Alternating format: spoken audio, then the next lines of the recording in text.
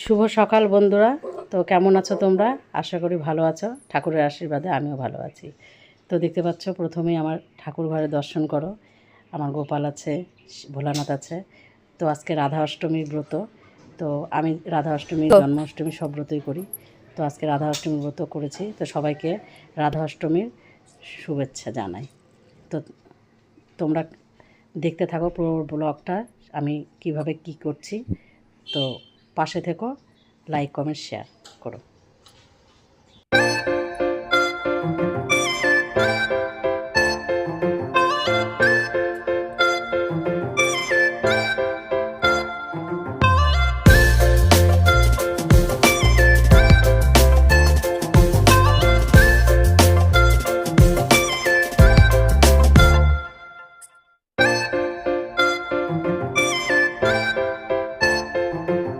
আমি দেখো, আগে একটু ভগবান গোপালকে একটু জল ভোগ দিয়ে নিলাম, জল মিষ্টি ভোগ। তারপরে আমি পুজোটা করব। তো সেই পুজোর প্রসাদ আমি এখানে বানিয়ে নিচ্ছি।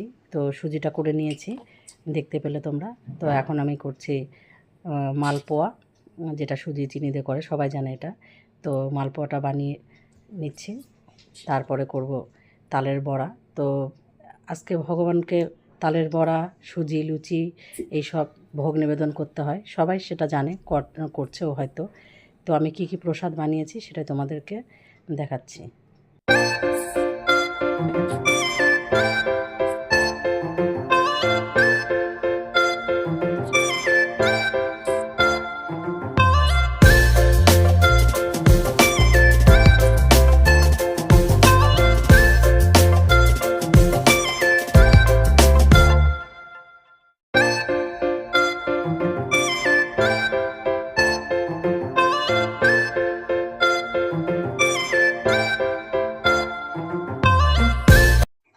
তো এখানে দেখো, আমার সব বানানো হয়ে গেছে, প্রসাদ বানানো। তো এখানে আমি ফলটা কেটে নিচ্ছি। ফলটা কেটে নিয়ে আমি ভোগটা নিবেদন করে দেব ভগবানকে। তো 12টার মধ্যেই ভোগ নিবেদন করতে হয় রাধা অষ্টমী। তো এখানে আমার সম্পূর্ণ জোগাড় হয়ে গেছে, একা হাতে সব জোগাড় করেছি। তো এখন ফলটা কেটে নিয়ে তারপরে আমি তোমাদেরকে দেখাচ্ছি।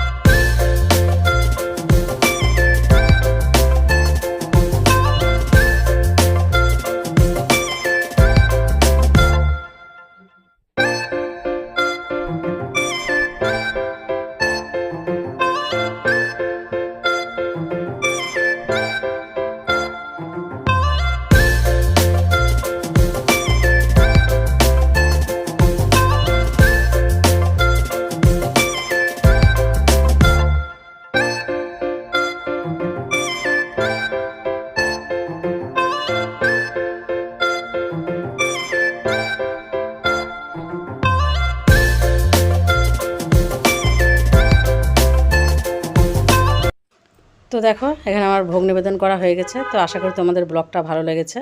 তো এইভাবে আমার পাশে থেকো।